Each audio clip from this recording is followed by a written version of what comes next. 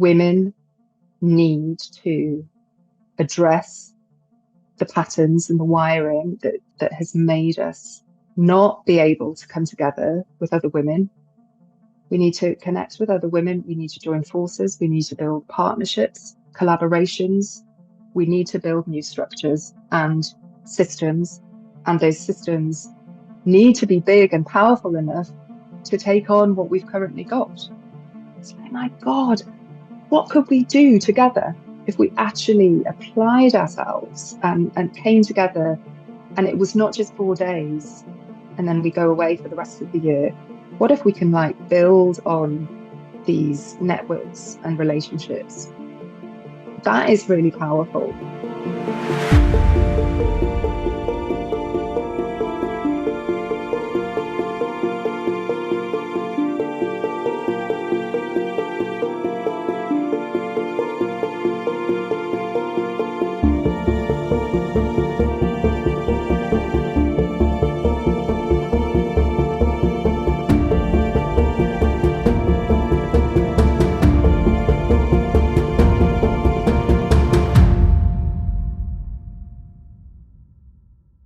Hi everyone, welcome to Psychedelic Conversations. Today I have Rachel Lawlan in the house. Thank you for being with us. Thank you. It's so good to be here. It's such a pleasure having you, Rachel, and this is a conversation I've been waiting for, so I really appreciate you creating time for us. Oh, you're welcome. I am really, really looking forward to this. You are one of my absolute favorite people to talk to in this space. Likewise. So I'm really looking forward to what we can bring to the conversation, because you're also the kind of person that I like to sit down and talk about all the concepts and the topics and the conversations that most people try and avoid. I see that in you. You don't really avoid, you actually thrive in those spaces. So just to give a context to our listeners, we met not long ago in London, and you have a business partner, Nasreen, and we had her on the podcast as well. She is the founder of the Wellbeing by the Lakes Festival, which I was so honored to come and share a panel with you and Nas. That was really fascinating. Amazing. It was amazing. It was beautiful. I want to say a few things about the festival, actually. Maybe we can do like a little summary, and then, but before that, I want to give a bit more context to our listeners about who you are. So I will just introduce few lines from your bio, but we will add it to the show notes as usual. So our listeners, you could find more information and links for Rachel in the show notes if you want to connect and look into her work deeper. So Rachel is, she's an integration coach, co-founder of Women Are the Medicine, a transformational coach certified by the Psychedelic Coaching Institute and the Moment Institute, whose practice is built around coaching people at thresholds in life when it can feel like identity is disintegrating and people find themselves in flux and uncertainty. And you are the co-founder of the Women Are the Medicine, which we can dive into the topic of why is it important to have containers for specifically for women. That's something I'm interested in as well. That being said, before we really dive in, what brings you to medicine, Rachel? Thanks for the intro.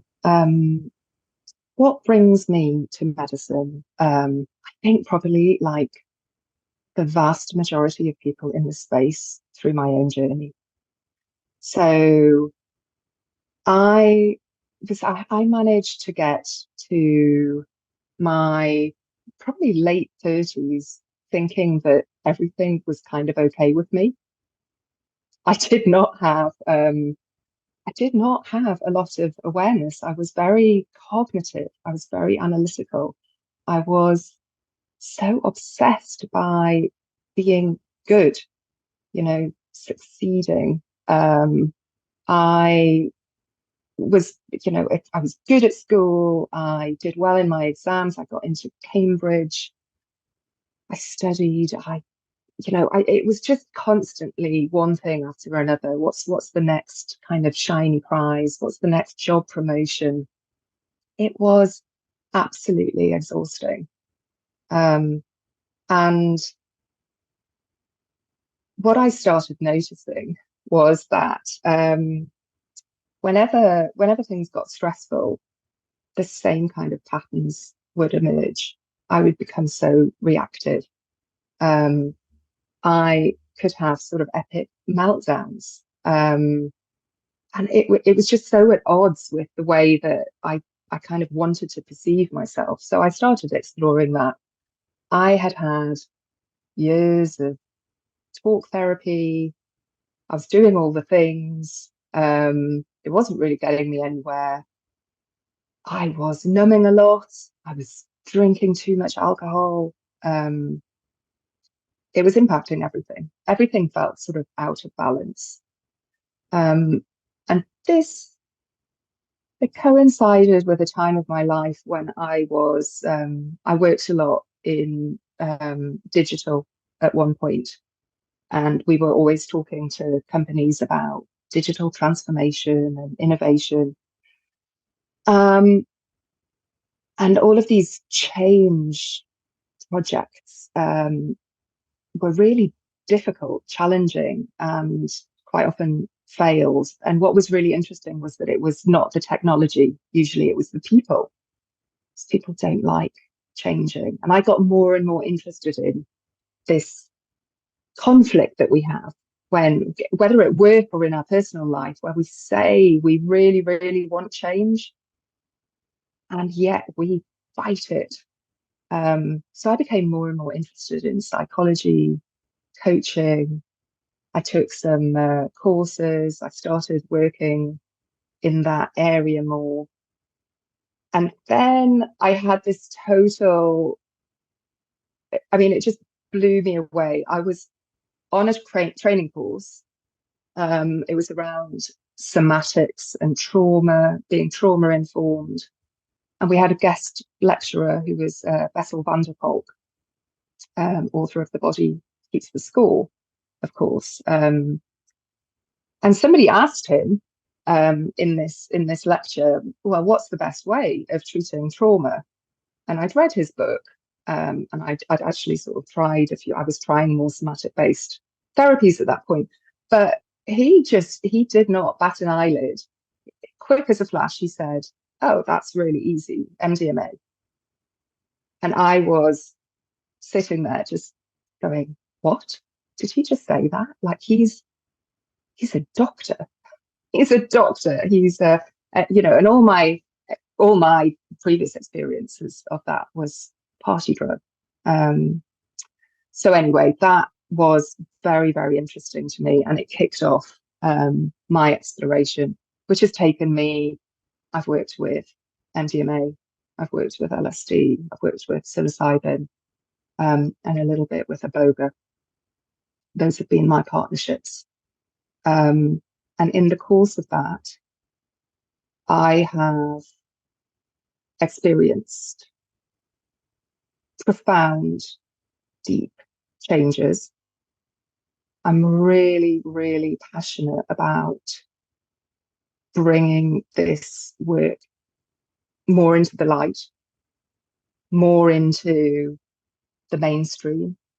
There's so much stigma attached to it. There's also, I'm really motivated by people not having to go through some of the experiences that I went through. Because when I started working with these substances, it was all a bit sort of DIY, and it was very hard to find the kind of support that I think is absolutely vital. So sorry, that's quite a long story, but it very much, and without being evangelical about it, right? That's the other thing I want to say. I think a lot of people are like, oh wow, I did this work and everything's great. I'm not one of those people. I'm not saying this is for everyone. I'm not saying that it's fun. It's not. It's really challenging. It can be really dark. You've got to be up for it.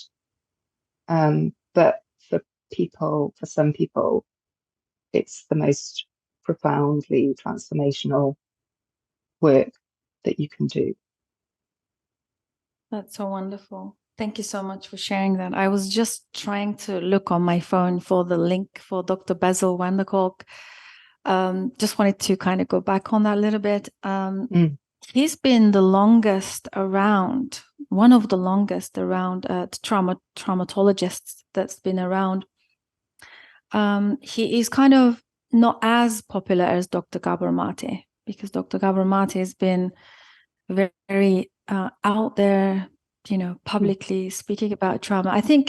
I feel like Dr. Gabor Maté single-handedly brought the term trauma to the mainstream, because a lot of people, they don't really know much about Dr. Bessel van der Kolk, which is also the person that I've been influenced by and read The Body Keeps a Score very early in my somatic therapy journey, and also attended his lectures. Interestingly, there was a lecture in the UK and also a workshop with both of them.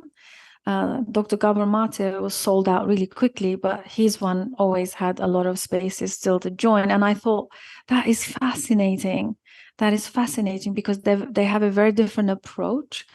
For me, Dr. Gabor Maté is more bringing the compassion, and I feel like he's not really rattling the cage that much with his approach and his stance and the way he talks about everything. I know he brings deep clarity in some of our early traumas affecting us in the current moment type of teachings, but something very unique about Dr. Bessel van der Kolk, which makes him my favorite.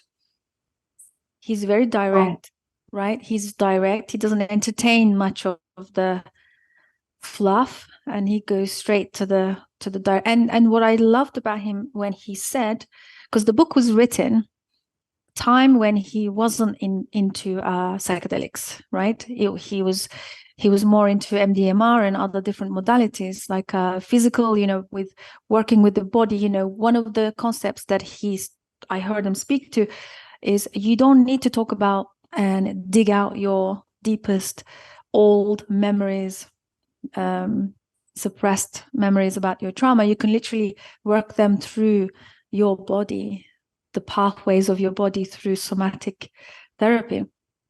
That was fascinating. Then years later, I saw him leading MAPS, phase 2 trials on MDMA. And that's, I think, when his entire perspective changed on bringing psychedelics in trauma work. And he has this very powerful video on YouTube, I think, Ways to Heal Trauma, where he goes through each modality and then he talks about the psychedelics in the end. Highly recommend it for our listeners as well. We might be able to add it to the show notes. So thank you for bringing that up. And Rachel, this whole thing about doctors and, in the West, how we kind of perceive psychedelic use, it's this taboo and the heavy stigma around it, and there's still a lot of education to be out there, and people need to really be informed around this psychedelic use in not just trauma, which I know that you also not you don't want to really make this a medicalized or clinical thing where it's just for mental health and it's just for, or either the opposite would be doing shadow work, like the new age spirituality and new age approach. And it's almost like so limited and kind of talked about as a very what's the word I'm looking for, more like a very, it's again another human construct, right? It's either medical, clinical, through the mental health, which I understand. I mean, sometimes we need to go through that path to help it usher it into the legal system, hopefully bring it to the mainstream and bring it to those people who need it, because this is what we need in this moment. We want to learn more about it. So medical and clinical space looks like the most safest at the moment. And then we have the opposite, which is the spiritual new age approach, where you can just take as many psychedelic medicines as you want and just do your shadow work, integrate your shadow, which I don't think, as I heard you from as well, I don't think a lot of people don't understand what that means, really. No, Right? I don't think they do. And I mean, I'm just listening to you talk and thinking, I mean, it just feels like we're babies with this work. We're so undeveloped in the way that we think about it, and we're so either or. Either it's got to be in this kind of stripped back, clinical, sterile environment, or it's going to be, in the heart of the rainforest with, when you uproot yourself completely from everything that you know and plonk yourself down in a totally different culture with different people who have such a different worldview to yours that it's very hard to make sense of how they are relating to and holding to the space and relating to your experience. And like, I mean, this is just crazy to me. It's making me think of, I mean, this is one of the things that I appreciate about Bessel van der Kolk.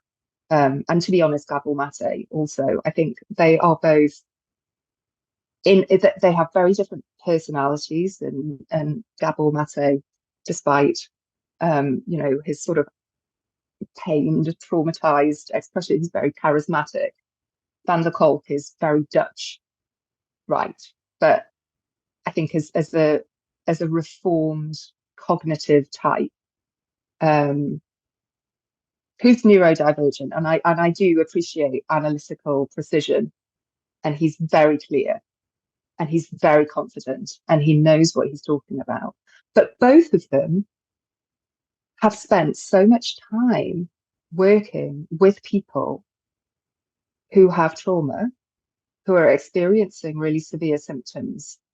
And I think one of the things that I appreciate about them is that they're not scared of that. I think we're so scared of trauma, of challenging experiences, of I attended a talk earlier this week by I think it was put together by the marvelous Jules Evans, who, do you know his work?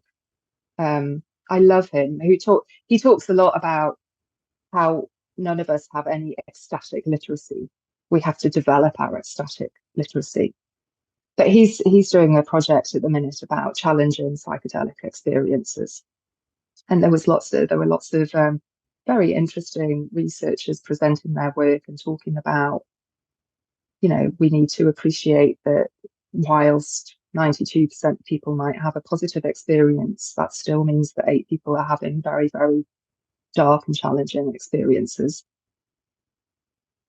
And I sit and I don't want to. I'm not beating the drum for like, that kind of bullshit of, you might not get what you want, but you're always going to get what you need type view of psychedelic journeys. But I really question anybody, particularly clinicians, who think that you can approach this work and it not be challenging. How is that? How is that possible? How can we strip away the challenging nature of it when we are dealing with trauma? We're dealing with deep-rooted, ingrained patterns of pain and shame and grief, that we're in a society where we're not in community with other people and we can't address that. And then, we've got all these people who want to sort of treat these substances as a magic pill that's going to make all of that just disappear and you'll be happy and functional. And that's what I mean about it feels like we're babies. I mean, that is a childlike wish, in my opinion. Yeah, I agree with you. One last thing I would like to say about Dr. Gabor Maté and Van der Kolk. Isn't it interesting how they are here in our conversation, both of them, how this conversation is unfolding, and both of them here with us in spirit. So one last thing I wanted to add is I think our listeners who are aware of Dr. Gabor Maté's work, they will know, because he speaks about this in some of his videos. He said it was Dr. Bessel van der Kolk that made him wake up initially, to like where it was a very significant moment for him when they were both speakers at some event.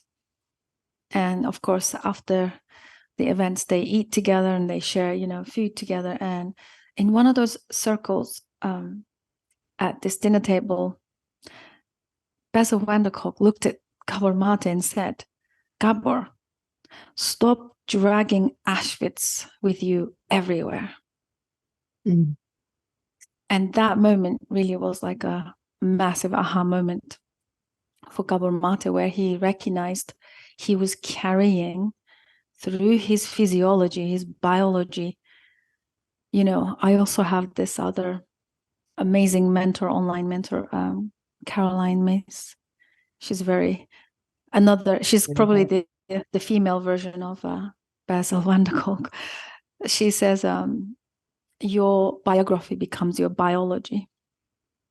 So all this trauma that we carry on, the sadness, the grief, unprocessed grief and attachment injuries and all of that, literally shapes our body, how we hold our body, posture, eye gaze, tone of voice, all of this. And Gabor Maté was like, of course I am dragging this everywhere with me. Look at the way I sound. He's very melancholic in his tone, his body language, and even his facial structure is very much carrying his trauma on his face. So that was my favorite moment that he shared with, which comes back to, like you said, Bessel being very direct, and I really love that. I love also how he can be abrasive. I think we've missed this in our culture. This whole love and light, be gentle, be extremely compassionate, extend your love, accept as people as they are.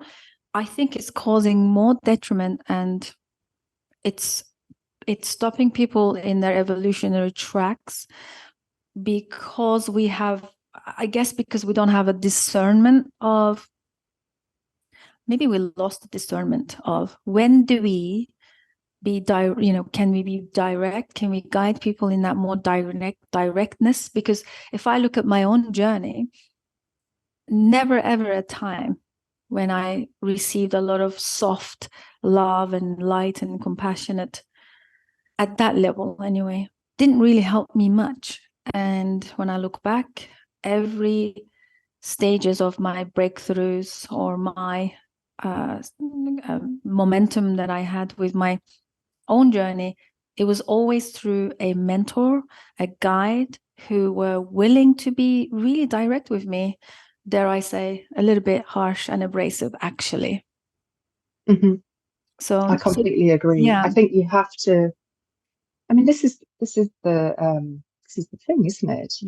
We are blind to our blind spots. This is one of the things that really frustrates me about talk therapy, particularly the way that talk therapy is practiced a lot of the time in the UK. I think maybe the Americans are stealing a march on us about being a little bit more direct now. But this was certainly my experience with talk therapy. I went round in circles for years and years and years with no intervention.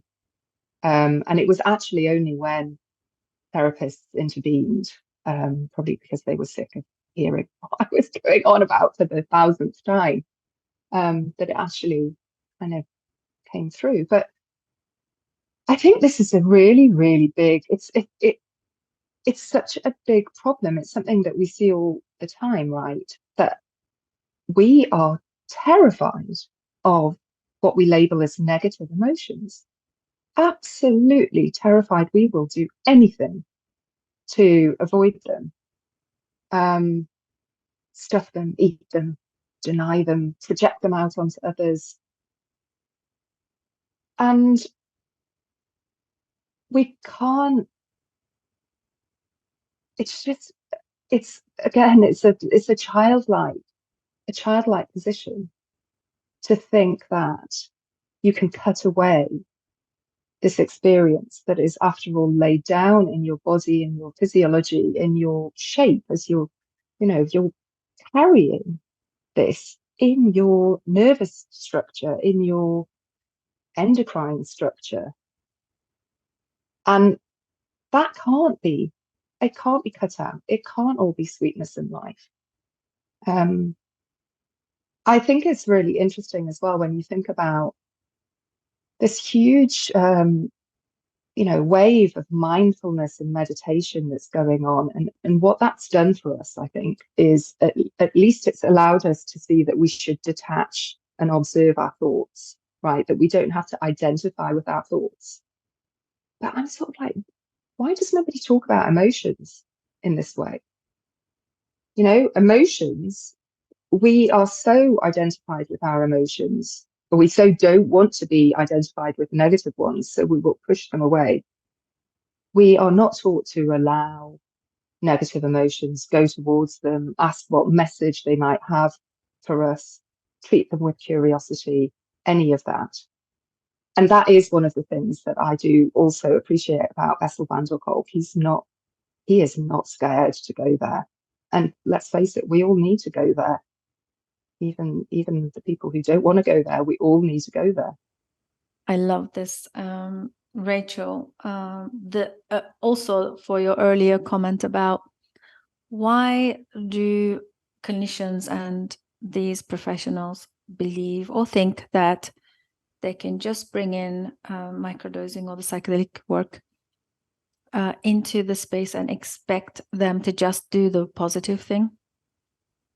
I think it ties in really well with what you just said about Dr. Bessel van der Kolk not being afraid. I guess that what makes him a bit more braver and more convicted in what he says, because he, there is a saying that unless you go down to the deep into your own depth, I mean, you wouldn't, for me, unshakableness, this unshakable centeredness and being able to discern and move forward in life, or another way of saying it is to revive your inner compass, only comes from entering into the deep waters. It doesn't come from love and light.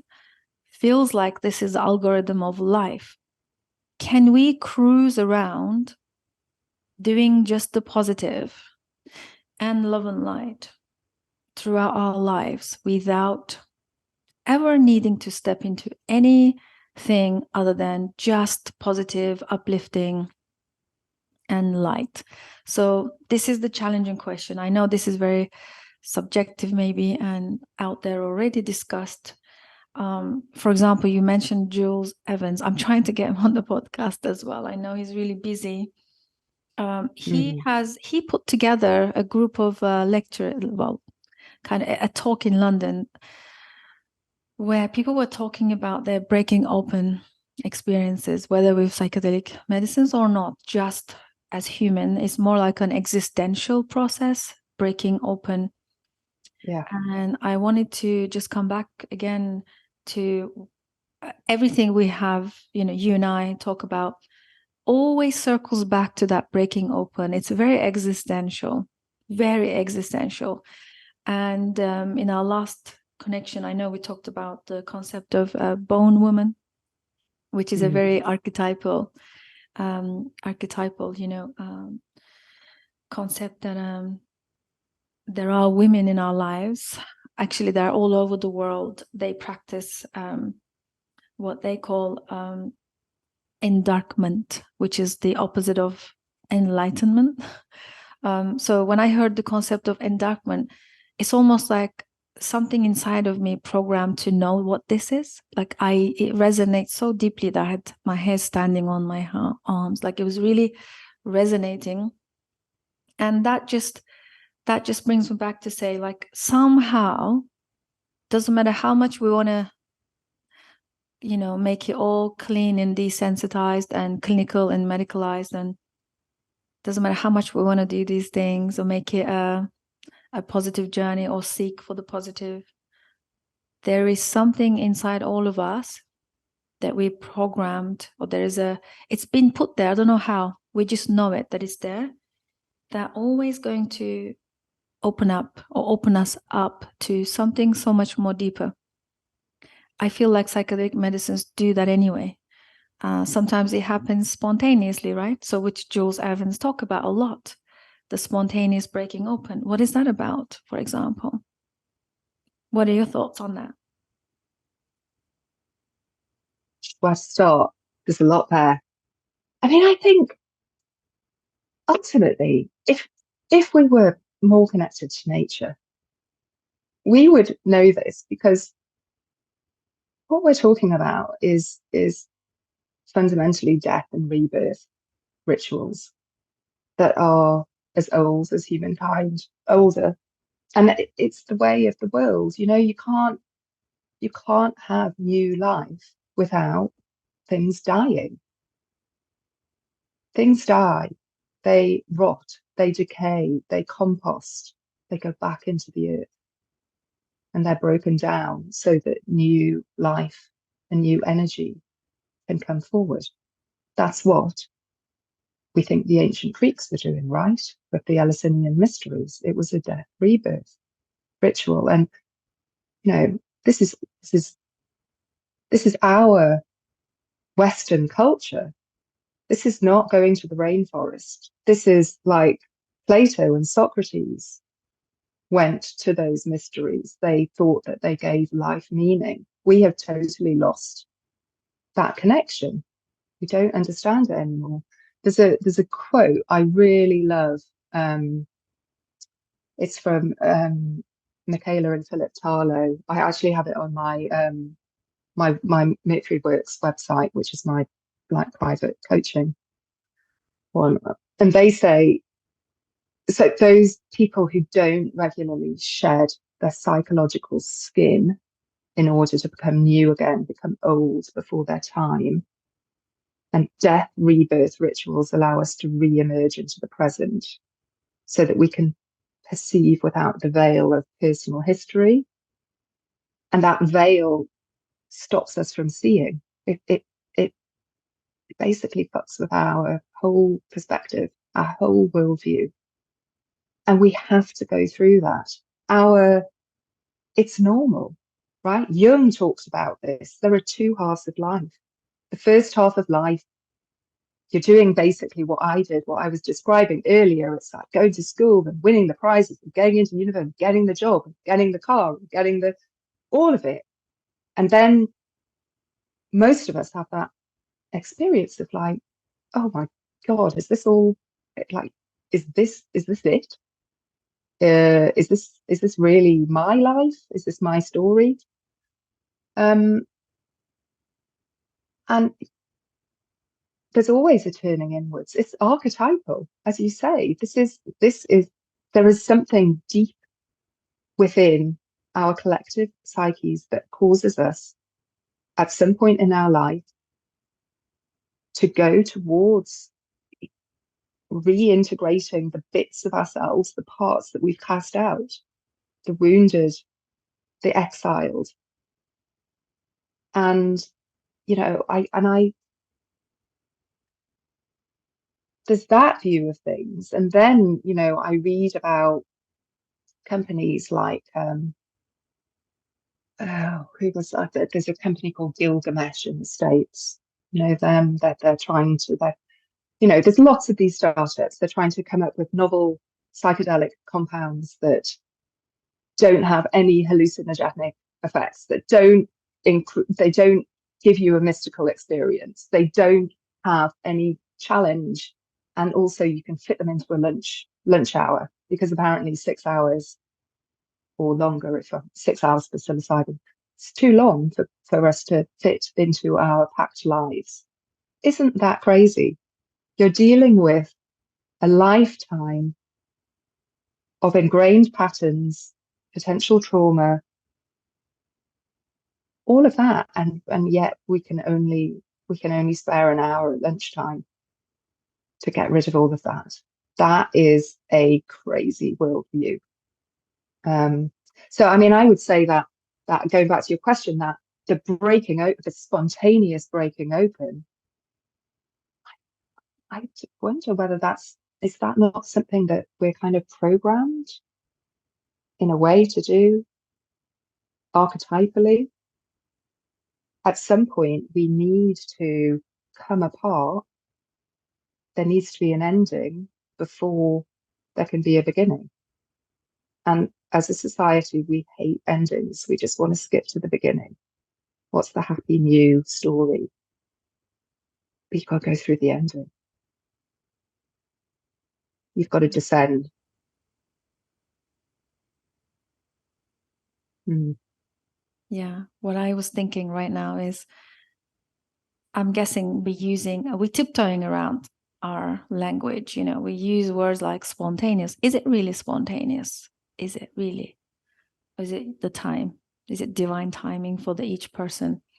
Because if we look at our, surrounding and being in the space, I always wonder, like, why some people really enter into these deeper inquiries and then some don't. Like, you also encounter people living through life just being as they are in that space of just navigating through life until the end of their life, and that's okay, right? We're not here to usher everyone into this deep waters. I understand that, like, it needs to be also open if people resonate and they want to come in, but there's a nudging feeling, I know both of us have, that it cannot be just that superficial and on the surface. There is more to the existence. There is more to being human.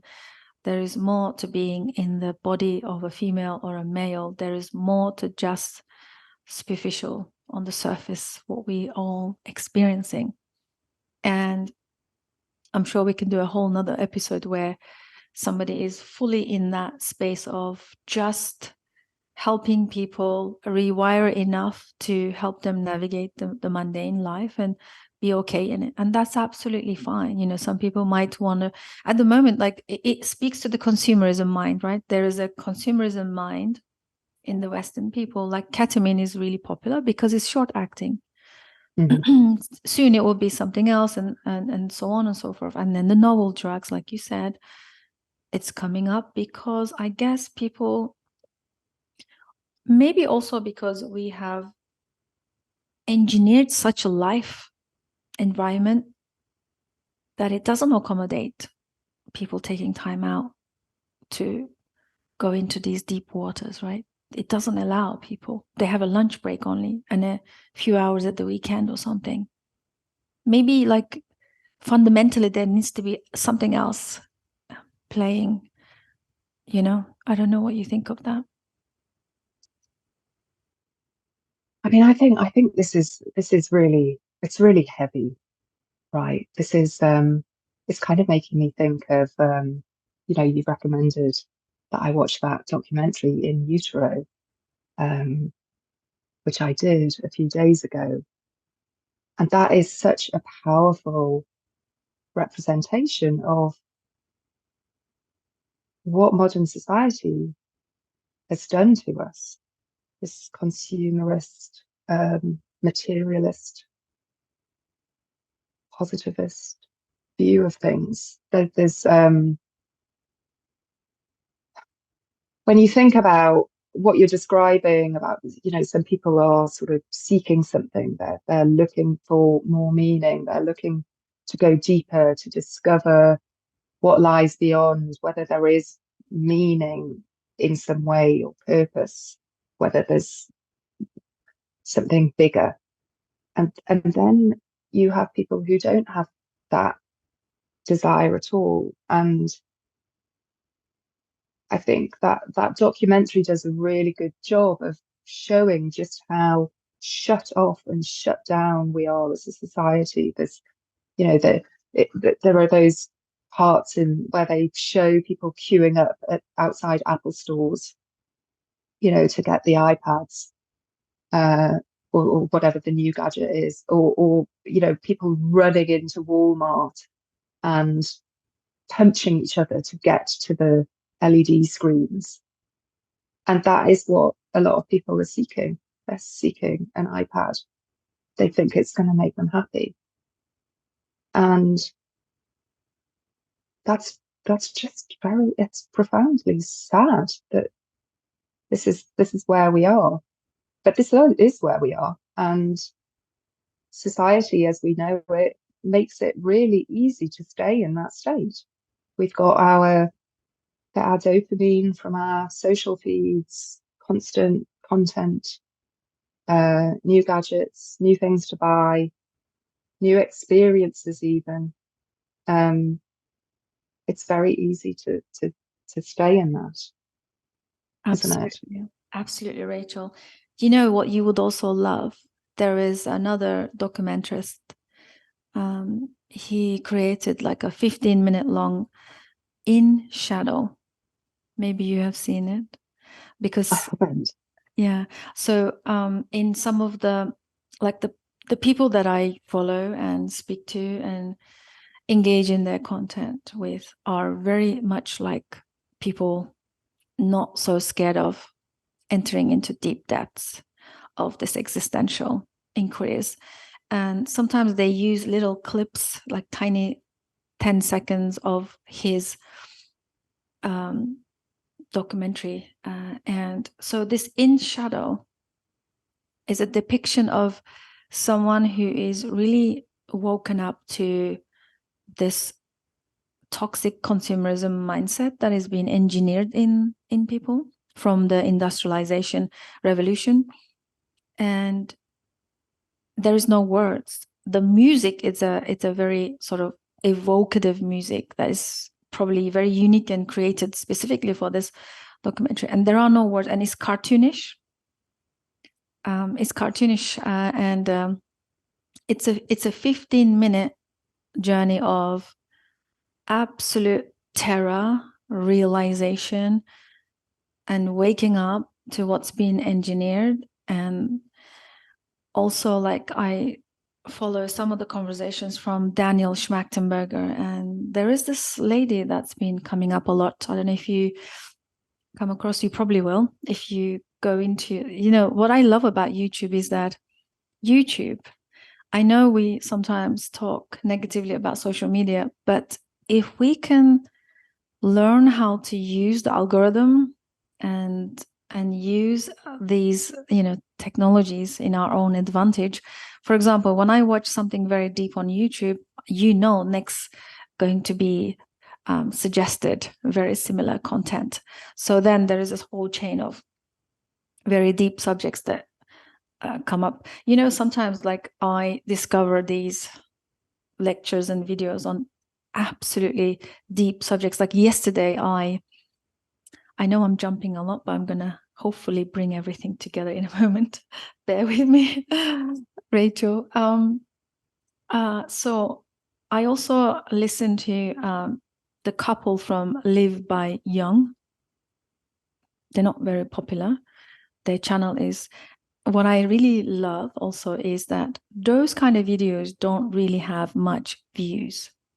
It's almost like top secrets hidden in the algorithmic, chain. And only if you search for one of those kind of videos, then it's almost like you're opening a Pandora's box into more deeper discussions on YouTube. Honestly, YouTube is like our unconscious. You find what you're looking for, or you once you take that first step, the rest will come up. It's like you can uncover a lot.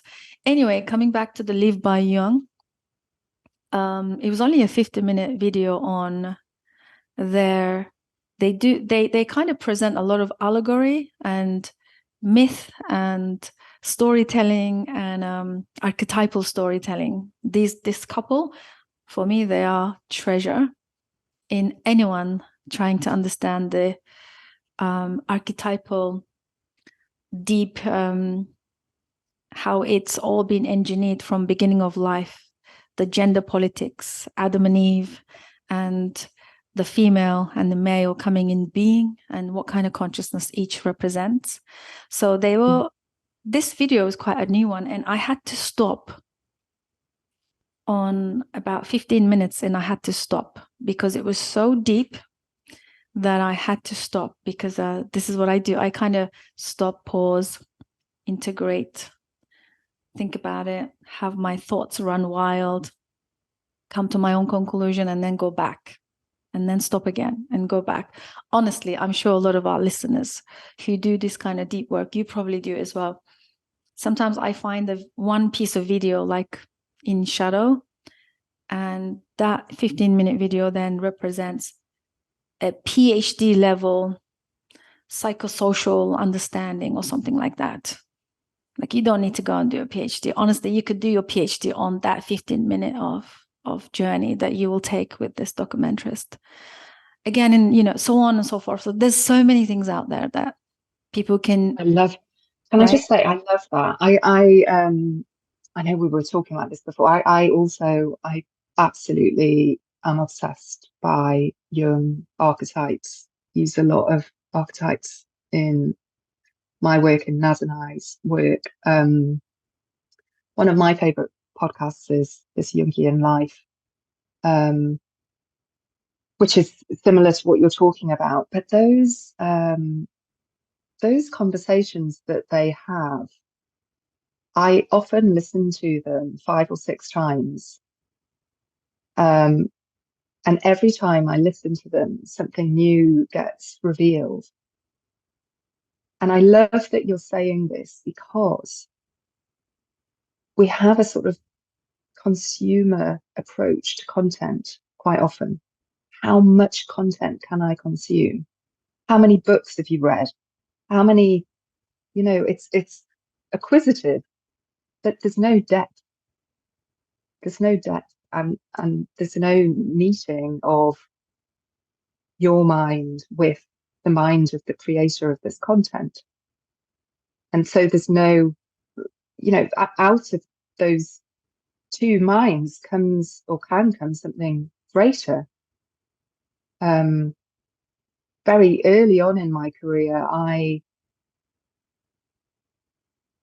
thought I wanted to be an academic. I studied English literature, and I was writing a PhD, which I never finished, but it was about the ethics of authorship. And it was trying to understand, sort of philosophically, ontologically, how what one person creates can actually shape what other people think and feel and believe.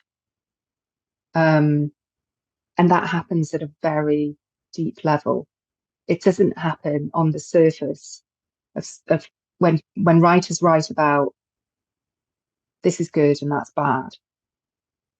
You can just go, okay, well, I agree with that or not.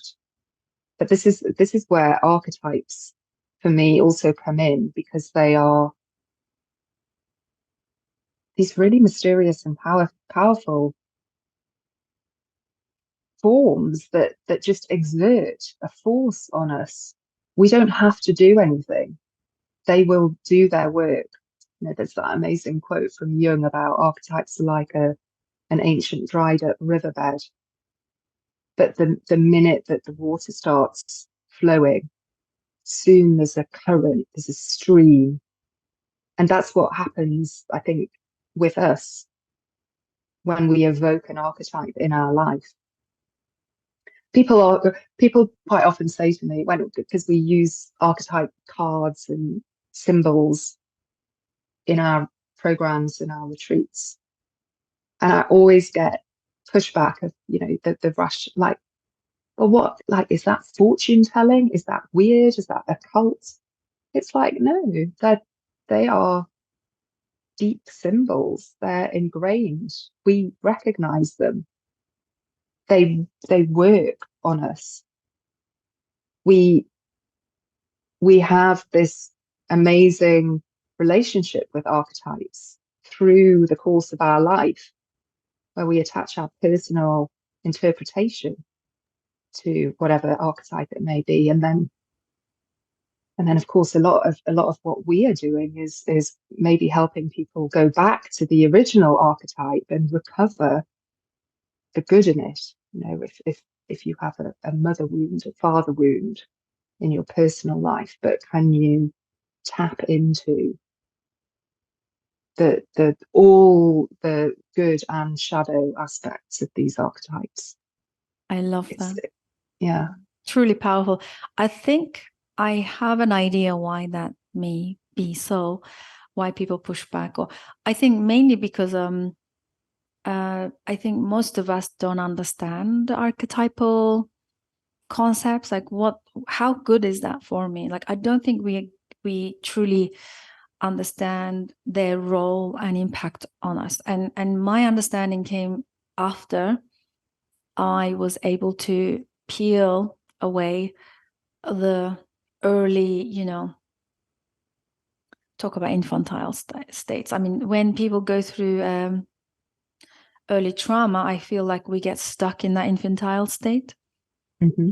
And then the rest of the world we engage in is always engaged through that wounded child, or the very early adapted, survival, irrational. So I want to make a distinction in case, because currently there are lots of conversations around going back to the childlike spirit in the healing journeys. People are talking about restoring, recovering our childlike spirit from an early beginning of life. But sadly, the distinguish here is that not everybody had a early healthy with a healthy attached grown-ups sort of life. Because you talked about in Utero, a documentary, if we look at that and examine it, life doesn't begin in your childhood with a childlike spirit.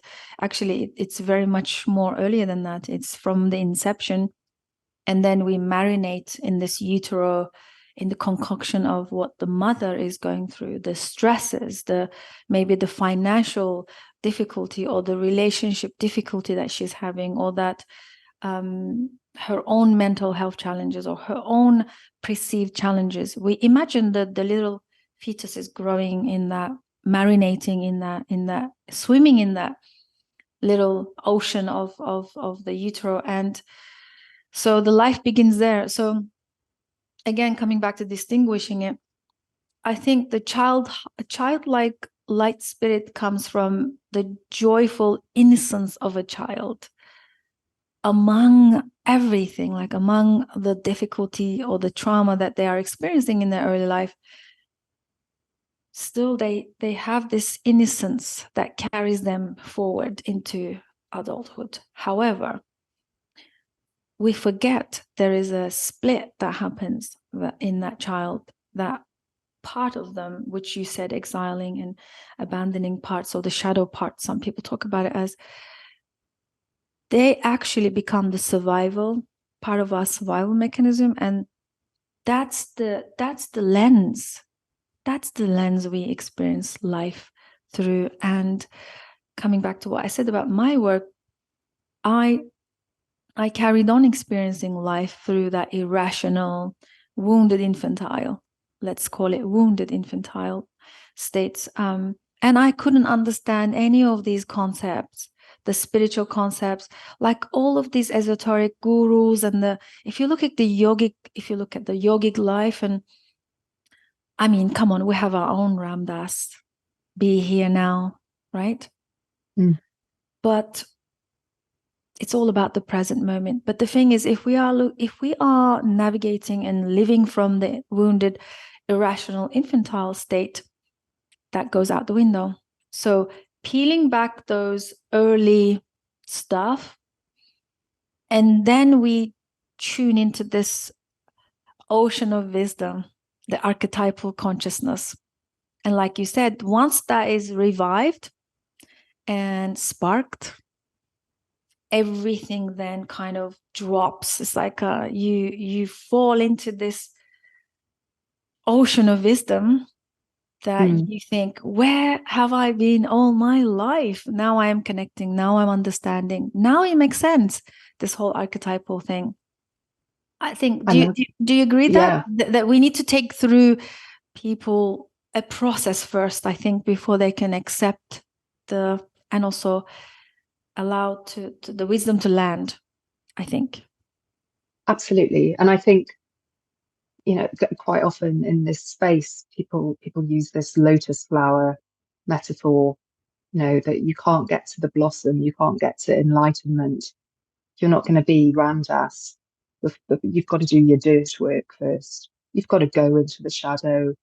You've got to look it in the face. You've got to embrace it. You've got to allow it. Can't cut it out. You've got to go through it. I think the alternative really is kind of SSRIs and what we do. If we suppress the shadow, we suppress joy, and we just numb out, and we're just on that kind of, I don't know, just yeah, everything's kind of okay. It's bland, it's mundane, but there's no real point, I think, then to being alive. I really like what you're saying about really just connecting to the ocean. I love the idea of, I quite often talk about what happens when we work with, it could be psychedelics, but working in any way with neuroplasticity and individuation, reintegration, exploring ourselves, our inner space, but it being like a sort of giant, vast ocean. And when we start, there's just this sort of tiny little island, which is our ego, or our sort of persona parts, our masks. And really that's all that's visible, and that can be, that part can have some really problematic sort of tendencies and patterns, right? They're survival patterns, but they're not necessarily helping us to enjoy and relish life, all of life, the ups and downs. But this kind of surfacing, it's not a linear progression. It's not neat and tidy. It's not step 1 to step 25. It's just a surfacing of strange parts and experiences. And there's it's at some point there might be a spontaneous opening. There might be a sort of up from the depths, something erupts. There's new land. Things sort of appear. And part of that, what helps us with that work can be archetypes, and really getting to grips with how these archetypes manifest in our life, in our personal history, but also what the potential in the archetype is. I think one of the ways I think about trauma, and I mean, I know I used to do this. I used to have a very fixed story about myself. This is what happened to me, and this is why I'm the way I am. It made sense. But part of my exploration of the shadow has also been it's allowed me to reclaim so much joy and good and love. There are all these bits that I'd stripped out of my story because I sort of wanted to, I mean, that perhaps weirdly really hold on to the pain and the shadow and the grief. But it's all there, the good and the bad, and it's all sort of coming up and being reclaimed and coming into that great vast ocean that is our psyche and collective psyche. Yeah, I do love that.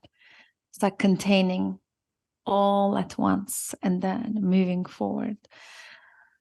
So what I wanted to ask next is, you work with women and you have a business called Medicine on the Women. Share with us, why is it important to create containers only for women? What is the value, and what are you guys experiencing, seeing? Some of that wisdom, I think, would be so helpful. So part of this is very it has a real sort of clear everyday purpose in our eyes, that the world that we're living in is not doing very well. And we have got, and I think many of us have experience of working in toxic companies.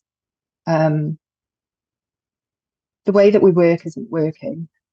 And I know from my own coaching practice that there are so many women that can't stand that world, but they leave that world and they kind of set up little businesses, little one women, like I'm gonna, well, I'll just be over here, little old me, doing my thing.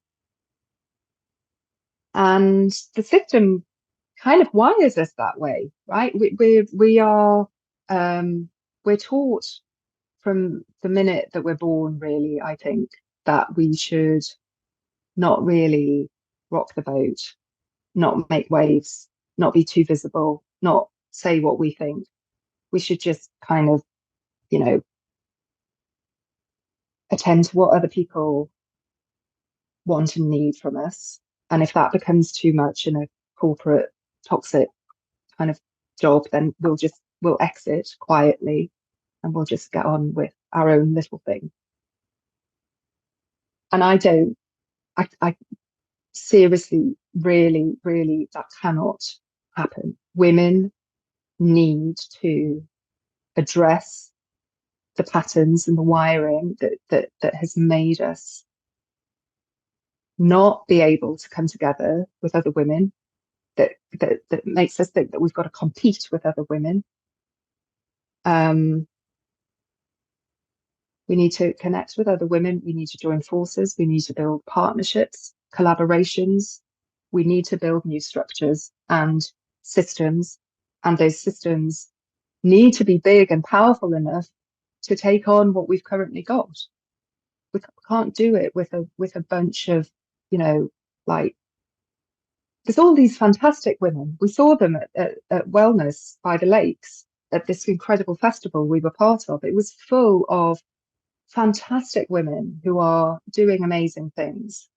But I sort of think when you get all of those women together in one place, it's like, my God, what could we do together if we actually applied ourselves and came together, and it was not just 4 days and then we go away for the rest of the year? What if we can like build on these networks and relationships? That is really powerful. And of course, all of this starts with individual work. It starts with all of the stuff that we've been talking about. But the reason that you do that work is not just so that you can heal, you know, this kind of, as an individual, I just want to feel better. I really firmly believe that we do this work so that we can reconnect with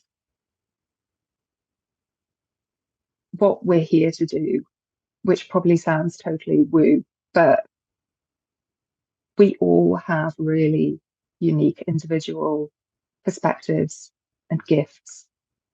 We've all got something to share.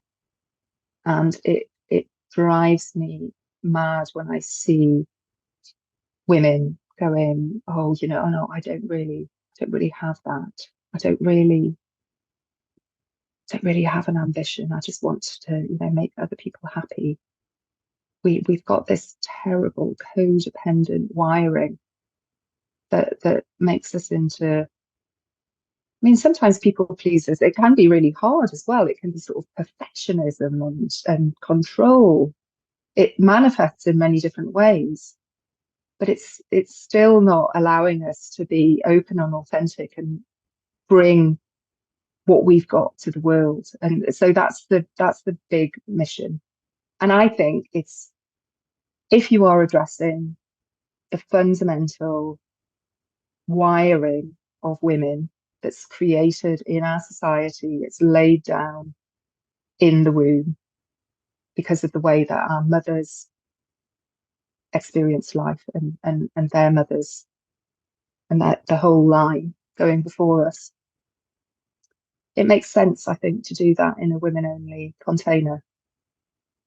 where you can really go, because I'm not saying that there is definitely a place for mixed containers and men only, and like, you know, every kind of container. But we're specifically looking at helping women understand where it is that they're mixing up approval and love, and to help them, even though most women are full of love for other people, we are so harsh to ourselves. And it's so hard for us to love ourselves. It makes us feel so guilty and ashamed. We have so much internal resistance to doing that work. And it's the cliche really of, you know, you've got to put your own oxygen mask on first, that we've all heard so many times. But if you can't start out from that place of connection to self, and a real sense of your true value, that you are so valuable, that you are needed. So few women have really connected to that. So that's why we do this work in women-only containers. I love that. Thank you so much for sharing and doing this important work, Rachel. I think I don't know many circles or containers that address women only. There are loads, I know, but I'm probably not aware of it. But it's almost like, you know, after watching the documentary In Utero, we realize the importance of the carrier of life, which is the woman, and how that, you know, if we don't. Interestingly, when I was doing my foundational work with ayahuasca medicine, the native facilitator from Peru, she's also our, you know, one of the popular guests on our channel, Nature. She once said, if we can heal the women, we can heal the world. And I used to think, back in the day, oh gosh, that's, again, this coming to woo-woo. You know, oh, why do we have to divide and separate women, men? You know, it's all the same. But at the time, I realized I had a lot of my own biases. Now I realize, from just biological perspective, the life giver, you know, the container, the woman carrying the baby. Imagine, like, if we don't learn to be attuned and in connection with ourselves, we continue bring babies into the world that are also disconnected and are also lost and also going to go through the same struggles. I'm not saying that's a reductionist outlook on it, but it's just something. It's just important. It's just a foundation. Like you said, let's begin there. Let's begin with the connection to ourselves. Yeah. And not at all to say that men truly need healing. They need to do their own work. And that's really, really important. But this is what we are called to do. And this is why actually the sort of retreat, we don't do standalone retreats. All of our retreats are sort of in a 9-month program, which is a gestational program. It's like, come and be with us in community over this entire period, where we will work with you to support you to develop the kind of practices that will allow you to sort of emerge as yourself. I think it's really important. It's just not enough. There's not enough. Everybody talks about integration, right? But who is actually doing it? Or if they are doing it, it's like a lot of journaling. It's all very left-brained. Yeah, it's quite tragic, actually. The integration has become a whole checklist of to-do lists of stuff. But it's the holding, creating the environment so that people can start changing their own environment, right? It's creating the environment so they can go out there, become stronger enough, or build enough capacity so that they can change their own environment. For me, that's integration, right? It's not journaling every day about your experience, right? So no. Yeah. But then this is when, going back to what you were saying earlier about what really works in therapy and coaching and in anything is usually not sweetness and light, the positivity. But I mean, there is a sense in which what really is needed is a container and a holding which does have that sort of unconditional positive regard, that attunement, that allowing of whatever comes up. Like, you don't have to be good in this place. You can make a noise. You can scream and shout. You can be angry. You can tear your hair out. You can grieve. You can get it all out with a bunch of women who are all going through that same experience. And that is love for me. That's community. That's so important. That's how we rewire ourselves in communication with other people and their nervous systems. We build really powerful connections there. But it's not about that kind of codependent, oh, I'm going to feel your feelings for you. I'm going to, oh, that's awful. Not that kind of, oh, let's replace all of that with a positive affirmation. I mean, no. Yeah, that's so wonderful. Wow. Thank you so much, Rachel and Naz. She's in spirit here with us also. I really enjoyed the festival. Just want to quickly add that I think it was wonderful. The setting was almost like a mini Burning Man, like all these life-size art and pieces and all these amazing things, and then the land, the water in there, and women coming, talking, doing all kinds of things. It was just so beautiful. It was very welcoming. It's very it felt very warm, and it was just a place to be authentic. I think that's kind of the key here. I really enjoyed it. I think I will definitely be joining every year. It's just take a little break, drive, and especially for those of you in the UK, it was a whole adventure. Everything, it was a whole package.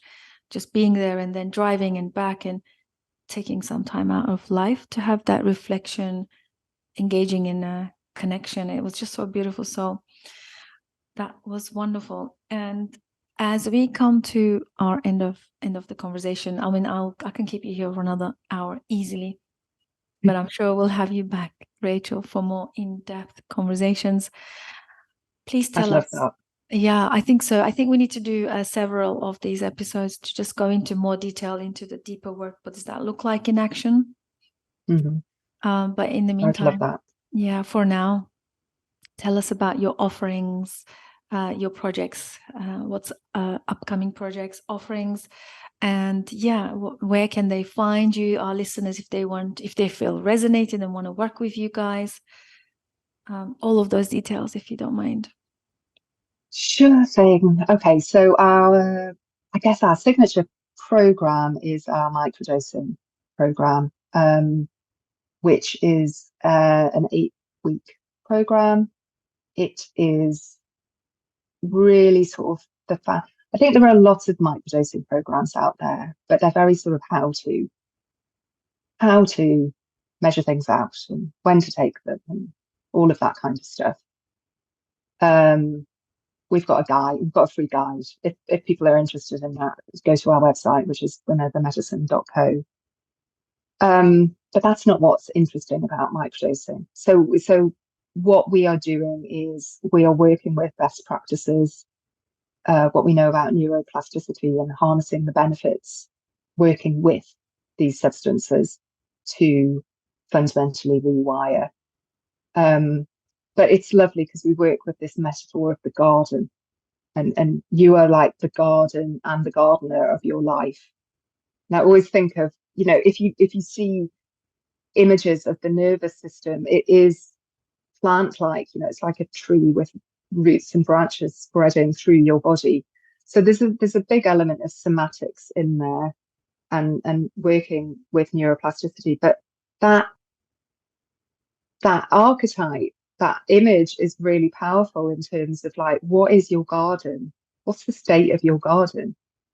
Are you spending all your time in other people's gardens, mowing their lawns for them?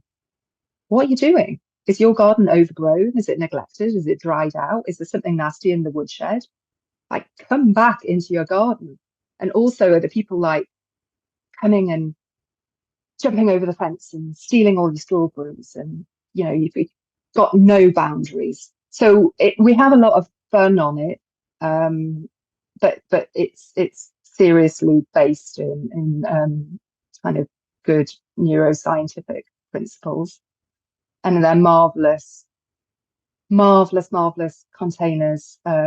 We have amazing women that come to those. We also offer retreats, as I've said, which are wrapped up in a 9-month preparation and integration program, which are really, for people who are called to do the deeper work. Those can be really transformative.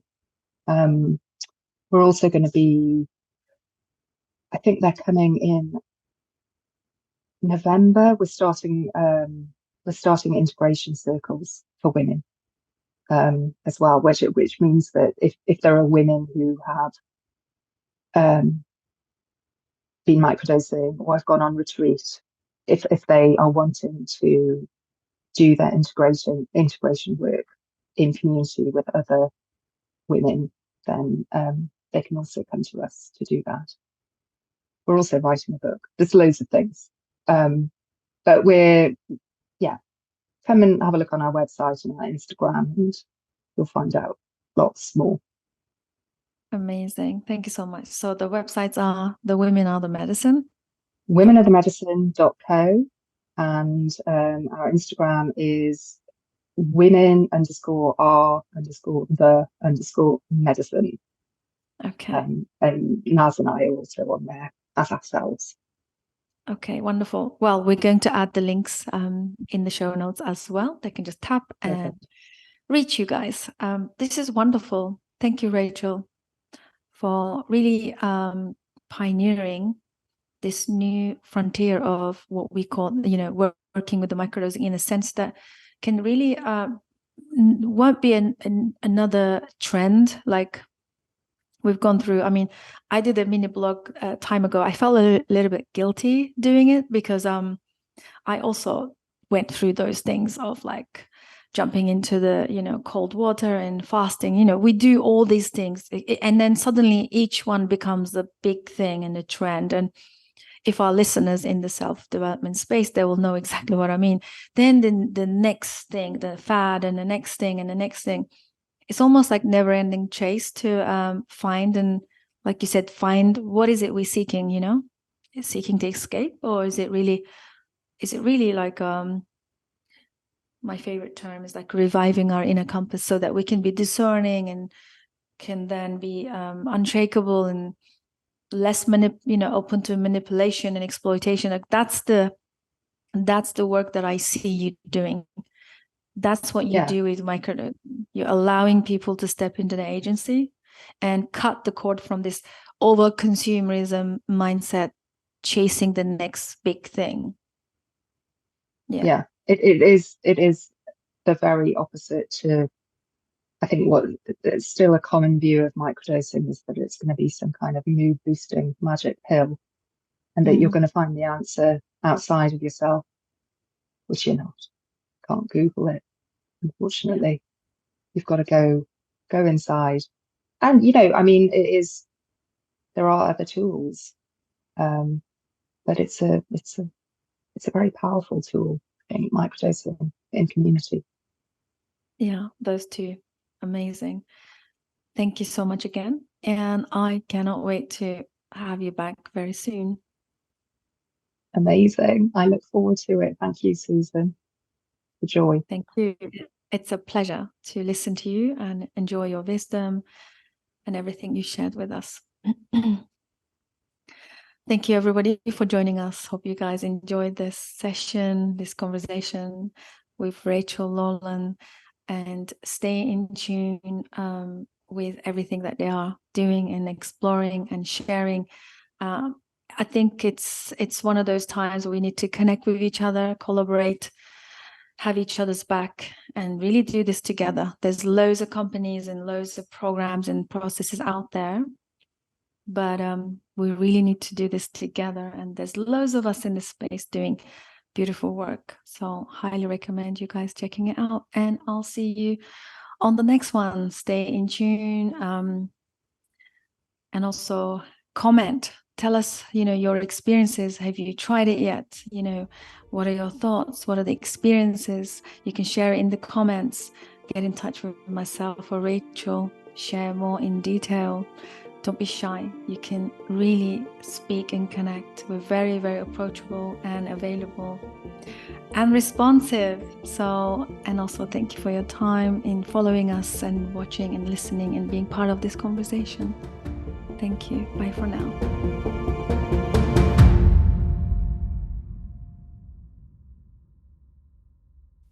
Thank you so much for joining us. Psychedelic Conversations podcast is designed to educate, inform, and expand awareness. For more information, please head over to psychedelicconversations.com. You can also share with your friends or leave a review so that we can reach more people. You can also join us in our private Facebook group to keep the conversation going. This show is for information purposes only, and it is not intended to provide mental health or medical advice. Thanks for listening.